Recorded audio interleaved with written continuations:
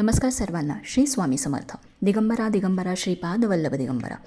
तुमचं सगळ्यांचं आपल्या स्वामी सहित सेवा या चॅनलमध्ये स्वागत आहे. एक विनंती आहे की प्लीज आपल्या चॅनलला सबस्क्राईब करा, म्हणजे सगळे नवीन व्हिडिओज तुम्हाला पाहायला मिळतील. आणि कमेंट बॉक्समध्ये श्री स्वामी समर्थ लिहायला विसरू नका. तर तुम्हाला सगळ्यांना माहिती आहे की उद्या गुरुपुषामृत योग आहे. हा योग म्हणजे जेव्हा पुष्य नक्षत्र जेव्हा गुरुवारी येते तेव्हा गुरुपुषामृत योग बनतो. ह्याला अमृत योग, सर्वार्थ सिद्धी योग असं पण म्हटलं जातं. या दिवशी नवीन कामे किंवा नवीन प्रॉपर्टी घेणे, सोने खरेदी, किंवा जर आपल्याला काही यंत्र घ्यायचे असतील, देवाचे फोटो घ्यायचे असतील किंवा देवाच्या मूर्ती घ्यायच्या असतील, तर उद्याचा दिवस हा अत्यंत शुभ मानला गेलेला आहे. तर तुम्हाला यापैकी काही खरेदी करायचं असेल तर उद्या तुम्ही हे नक्की करू शकता. तर या दिवसाला खूप महत्त्व आहे आणि हा दुर्लभ योग आहे. बघा, मागच्या महिन्यात पण गुरुपुषामृत आलेला, ह्या महिन्यात पण आला आहे. असं नाही की हे प्रत्येक महिन्यातील वर्षातनं कितींदा येतो हे आपल्याला आता पंचांगमध्ये बघितल्यानंतरच कळेल. पण जेव्हा जेव्हा गुरुपुषामृत येतो तेव्हा आपल्याला संधी असते की आपण लक्ष्मी प्राप्तीचे सगळे उपाय आपण त्या दिवशी किंवा आपल्याला जमेल तेवढे उपाय आपण त्या दिवशी करू शकतो. प्लस गुरुग्रह आपल्याला स्ट्रॉंग बनवण्यासाठी हा दिवस पण खूप महत्त्वाचा आहे. तर तुम्हाला इथं मी लक्ष्मी प्राप्तीसाठी किंवा लक्ष्मी स्थिर राहण्यासाठी तुम्हाला या खास योगावर मी हा 7 लवंगाचा उपाय सांगणार आहे. हे बघा, 27 नक्षत्रांपैकी पुष्य नक्षत्र हे खूप शुभ मानलं गेलेलं आहे. आणि ह्या नक्षत्रावर कुठलं पण चांगलं काम जेव्हा तुम्ही सुरू कराल ते कायम पूर्णत्वाला जातं आणि ते कधीच खंडित होत नाही किंवा थांबत नाही.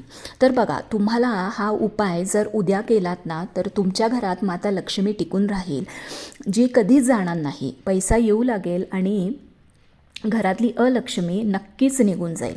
तर तुम्हाला उद्या सकाळी, आता जेव्हा गुरुपुषामृत सकाळी आय गेस 6:45 की काहीतरी चालू होतो आणि संध्याकाळी 4:45 आहे. तर जेव्हा तुमची देवपूजा वगैरे सगळी नित्यसेवा, तुमचा अभिषेक, जे सगळं श्रीसूक्त जे काय म्हणायचं आहे, तुमची सगळी सेवा करून घ्या. ते झाल्यानंतर तुम्हाला पहिली एक शुद्ध गाईच्या तुपाचा दिवा लावायचा आहे आणि त्यानंतर 7 अखंड लवंगा घ्यायच्या आहेत. बघा, लवंगा अखंड म्हणजे वर फुल व्यवस्थित असलं पाहिजे. तुम्हाला आता माहिती आहे की माता लक्ष्मीला लवंगा, इलायची, कवडी, मग नंतर खडे मीठ हे खूप प्रिय आहे. तर तुम्हाला इथं 7 लवंगा घ्यायच्या आहेत. त्याबरोबर 2 भीमसेनी कापराच्या वड्या घ्यायच्या आहेत आणि तुम्हाला त्यावरती अर्धा चमचा गाईचं शुद्ध तूप घालायचं आहे. बरं, आता तुम्ही हे सगळं एका पंटीमध्ये, मातीच्या पंटीमध्ये घ्यायचं आहे. लवंग, कापूर आणि शुद्ध गाईचं तूप हे असं घालायचं आहे आणि हे घालून तुम्हाला हे जाळायचं आहे आणि पूर्ण घरामध्ये हा धूर फिरवायचा आहे. आणि शेवटला तुम्हाला उत्तर दिशा, तुमच्या घराची जी उत्तर दिशा आहे ती बघून हा धूर तुम्हाला उत्तर दिशेकडे जास्त दाखवायचा आहे. तुम्हाला सगळ्यांना माहितीच आहे की उत्तर दिशा किंवा जिथं आपला ईशान्य कोपरा पण असतो, तर ही दिशा देवदेवतांची दिशा मानली गेलेली आहे, कुबेराची दिशा मानली गेलेली आहे, माता लक्ष्मीची दिशा मानली गेलेली आहे. तर हा धूर तुम्ही त्या दिशेला नक्कीच दाखवा आणि त्या दिशेला तुम्ही हा धूर ठेवून देऊ शकता, म्हणजे ती पंटी तुम्हाला तिथं ठेवायची आहे. हे बघा, भरपूर लोक उद्या नाही म्हटलं तरी 1-1 ग्रॅम सोनं खरेदी करतात. ज्यांना कोणाला हे जमत नाही ना, त्यांनी हा साधा उपाय करा. मलाही नाही जमणार आहे, मी पण हा साधा उपाय करणार आहे. तर तुम्हाला 5 हळकुंड घेऊन यायची आहेत. ही हळकुंड तुम्हाला उद्याच खरेदी करायची आहे, आज खरेदी करू नका. तुम्हाला उद्या 5 व्यवस्थित हळकुंड घ्यायची आहे. ते हळकुंड तुटलेलं नसावं किंवा क्रॅक गेलेली नसावी, ते अखंड असावं. सो हे व्यवस्थित बघून घेऊन या. तर तुम्हाला उद्या हे हळकुंड घेऊन यायचं आहे. त्यानंतर तुमच्या उजव्या हातात हे 5ही हळकुंड तुम्हाला ठेवायची आहे. तुमची जी इच्छा आहे पैशाची, लक्ष्मी माता स्थिर राहण्याची, ती तुम्हाला बोलून दाखवायची आहे. आणि ही हळकुंड तुम्हाला श्रीहरी विष्णूची जर मूर्ती तुमच्याकडे असेल किंवा माता लक्ष्मीची मूर्ती तुमच्याकडे असेल तर त्यांच्या चरणापाशी ही तुम्हाला अर्पण करायची आहे.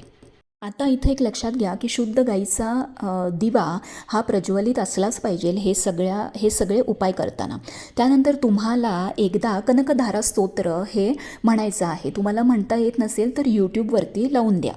बघा, तुम्हाला हे स्तोत्र आता उद्यापासून दररोज एक खेपा म्हणायचं आहे. तुम्ही संध्याकाळी म्हणा, सकाळी म्हणा, तुम्हाला जसं टाईम मिळेल तसं म्हणा. कनकधारा स्तोत्र हे अत्यंत अत्यंत अत्यंत फलदायी आहे.